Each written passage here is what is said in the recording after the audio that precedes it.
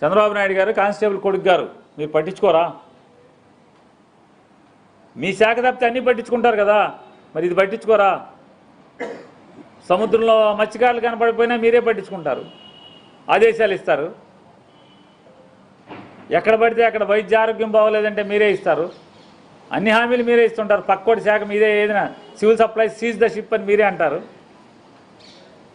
మీ శాఖ కాకుండా పుష్కరాలు మీరే చూస్తానంటారు.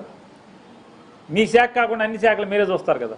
మరి ఇదిగో ఈ హోంగార్డులు చెప్పారు, కానిస్టేబుల్ కొడుకుని నేను అన్నారుగా, వీళ్ళని ఎప్పుడు చూస్తారు? ఈ లైవ్ ఎన్కాష్మెంట్ ఎప్పుడు ఇస్తారు? హోంగార్డుల గురించి ఎప్పుడు పట్టించుకుంటారు? గమ్మత్ ఏంటంటే వీళ్ళ సమస్యల గురించి ఎవడు మాట్లాడు. పోలీసు సంఘాలని అయ్యని ఇయ్యని అంటారు కదా, ఎవడు మాట్లాడు. మాట్లాడిన పేరున్నా నేను మాత్రం నోటికి వచ్చినట్టు తిడతాకి మాత్రం బయలుదేరి వస్తారు. ఒక్కరోజు ఒక్కడు కూడా ఇందులో మాట్లాడేడు లేడు. ఏం పర్లే, మీరు మాట్లాడండి. బ్రిటానియా కోసం, పార్లే కోసం మీరు మాట్లాడండి, నాకేం లేదు.